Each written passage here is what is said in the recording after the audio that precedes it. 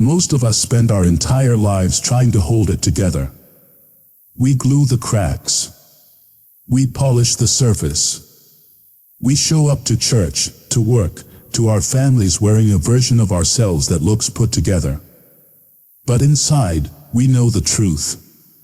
And what if I told you that the thing you're hiding, the thing you're most ashamed of, is the only thing God is waiting to use?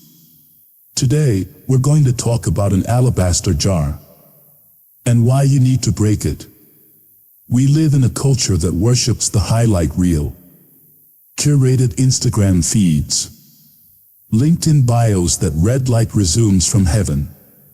Sunday morning smiles that disappear by Monday afternoon. We are obsessed with looking whole.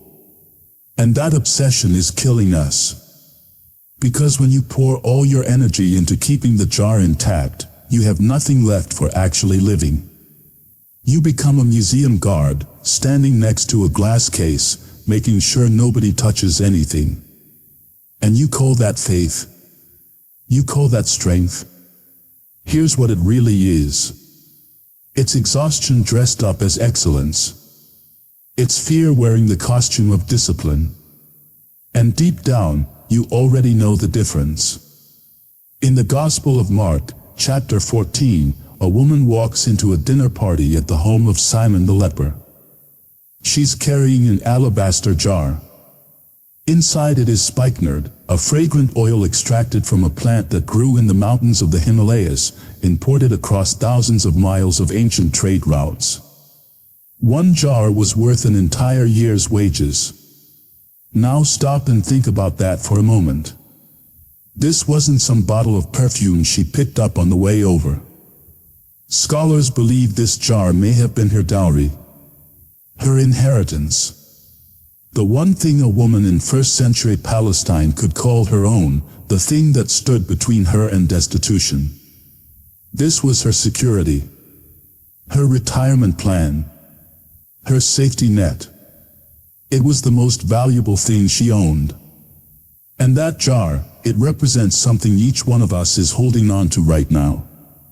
Our pride, our self-image, our carefully constructed identity that we've spent years building and protecting. The question isn't whether you have a jar. Everybody has one. The real question is, how tightly are you gripping it? Now pay attention to this part, because most people miss it completely.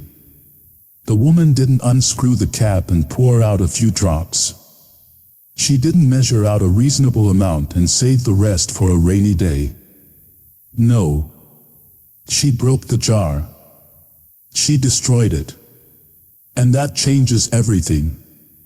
The Greek word used here is syntribo. It doesn't mean opened. It doesn't mean unscrewed. It means shattered, crushed, smashed beyond repair. Once an alabaster jar was broken, it could never be resealed. And that is the whole point. Why break it? Why not just open it? Because when you open a lid, you can always close it again. You still have control. You give God a little bit of courage on Sunday, then screw the cap back on when Monday gets hard. You offer up a prayer when things are desperate, then take the steering wheel back the moment you feel better. But when you break the jar, there's no going back. No undo button. No plan B. That's real surrender. And if we're honest with each other, this is exactly why most of us never experience real freedom. Because the kind of surrender that breaks the jar is terrifying. Every instinct inside you screams, wait. What if I lose everything? What if people judge me? What if I lay it all out there and nobody cares? But look at what she did. She didn't pour the perfume on the crowd. She didn't seek the approval of the room. She poured it on the head of Jesus. And here's the lesson that will wreck you if you let it. The value of your sacrifice is not measured by what it costs you. It's measured by the worthiness of the one receiving it. When you understand who you're pouring your life out for, the jar, no matter how expensive, suddenly feels like a small thing to give up. The Gospel of John tells us that when the jar broke, the fragrance filled the entire house. Not just her corner of the room.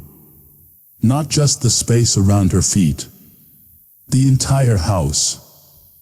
And that is what happens when a person stops calculating, stops protecting, stops holding back. The atmosphere shifts.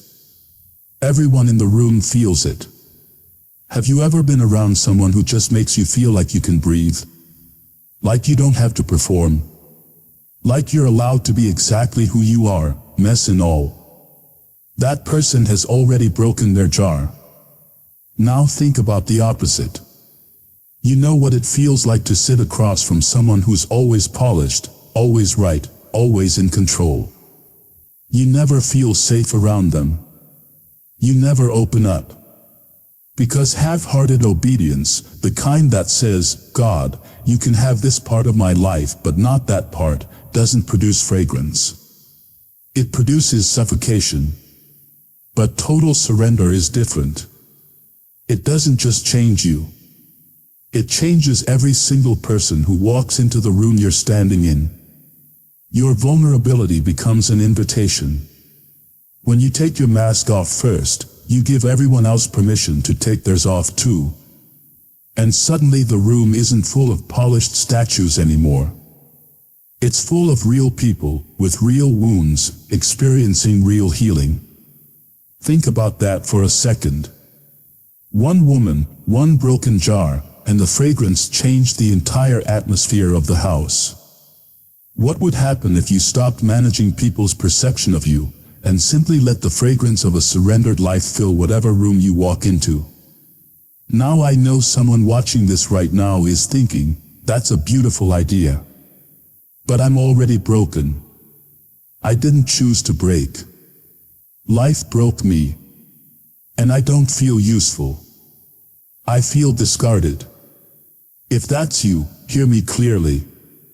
Broken does not mean thrown away. But I also won't lie to you and say that every wound is a gift. Some of what happened to you should never have happened. The betrayal. The abuse. The loss that hollowed you out and left you wondering if God was even paying attention. That pain is real. And it matters. But here is what I need you to understand. Healing and purpose are not opposites. They can happen at the same time. You don't have to be fully healed before God can use you. And being used by God doesn't mean you skip the healing. It means that even while the gold is still being poured into your cracks, the light is already shining through them. There's an ancient Japanese art form called kintsugi. When a piece of pottery breaks, the artist doesn't throw it away. Instead, they repair the cracks with liquid gold. The result is a piece that is more beautiful, more valuable, and more unique than it was before it shattered. The cracks don't disappear. They become the most luminous part of the vessel. And that is exactly what God does with a life that has been broken. An intact jar is sealed shut. Light can't get in.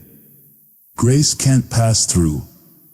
But a broken jar, repaired with the gold of grace. Light pours through every single crack. And every fracture you thought was a failure, every time you fell, every loss, every betrayal, those aren't dead ends. They are openings. Perfection is airtight. It looks impressive, but nothing moves through it. Nothing in and nothing out. You become a marble statue, beautiful but cold. Brokenness is messy. It hurts. But it breathes. It has life in it. And if you look through Scripture, you'll find something remarkably consistent. God never chooses the polished candidate. He chooses the broken one. David, an adulterer and a murderer, became the man after God's own heart. Peter denied Jesus 3 times before the rooster crowed, and then preached the sermon that launched the church. Paul held the coats of the men who stoned Stephen, and then wrote half the New Testament. But let me give you one more that doesn't get enough attention. Rahab. A prostitute. A foreigner. A woman living in the walls of a city that God was about to destroy. She had no theological training, no pedigree, no religious credentials. But she had one thing. She recognized the God of Israel when everyone around her didn't. And she acted on it. She hid the spies. She risked her life. She tied a scarlet cord in her window. And when the walls of Jericho came crashing down, her house, built into those very walls, was the only thing left standing. This woman, who by every social and religious standard should have been discarded, ended up in the direct genealogy of Jesus Christ. God didn't use these people despite their brokenness. He used them through it. Because God is not looking for a flawless performance. He's looking for a contrite heart. Psalm 51 verse 17 says it plainly, "The sacrifices of God are a broken spirit, a broken and contrite heart, O God, you will not despise." Right now, in a world where everything is filtered, edited, and airbrushed, the most radical thing you can offer is the raw, unedited truth of who you really are. And now we arrive at the greatest paradox of all. The jar is shattered. The perfume is gone. There's nothing left. The woman walks away with empty hands. But she walks away with something no one else in that room had. An eternal legacy. Jesus said, wherever the gospel is preached throughout the world, what she has done will also be told, in memory of her. 2,000 years later, here we are. Still talking about her. Not the disciples who complained about the waste. Not the Pharisees who judged her. Her. A woman whose name we don't even know, but whose single act of surrender echoes across 20 centuries. And do you know who else was in that room? Judas. The man who would betray Jesus for 30 pieces of silver. He watched a woman pour out 300 denarii and called it a waste. She poured out everything and gained an eternal name. He held on to everything and lost his soul. Two people. Same room. Same Jesus. One broke the jar. The other kept counting the cost. And here's what you need to understand. True wholeness doesn't come from holding on. It comes from pouring out.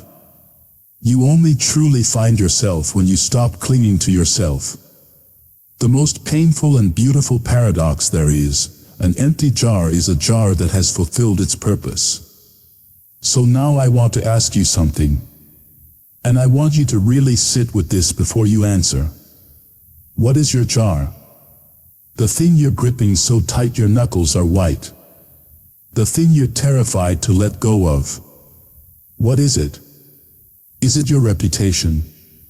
Your need for control? Your fear of being hurt again? A relationship you know is holding you back? A career you've placed above God? An image you've spent your whole life constructing? A wound you've been nursing because letting go of the anger feels like letting the person who hurt you win? I don't know what your jar is. But you do. And so does God. And He's not asking you to open it a little. He's asking you to break it. Don't live the life of a jar that's polished on the outside but never poured out. Don't get to the end and realize the perfume is still inside, every last drop, never used, never given, never spent. Some of you are holding on to a jar that is already cracking under the pressure of your grip. You're spending more energy keeping it together than it would take to just let it shatter. So let it go. Break it. Pour it all out. Live a life that is completely used up for a purpose bigger than yourself. Because God doesn't need your perfection. He needs your permission. And when you dare to give Him everything, holding nothing back, your shattered pieces don't become trash. They become a vessel repaired with gold. The cracks become the places where grace shines brightest. And every room you walk into will never smell the same. If this hit you today, share it with someone who needs to hear it. And drop a comment telling me what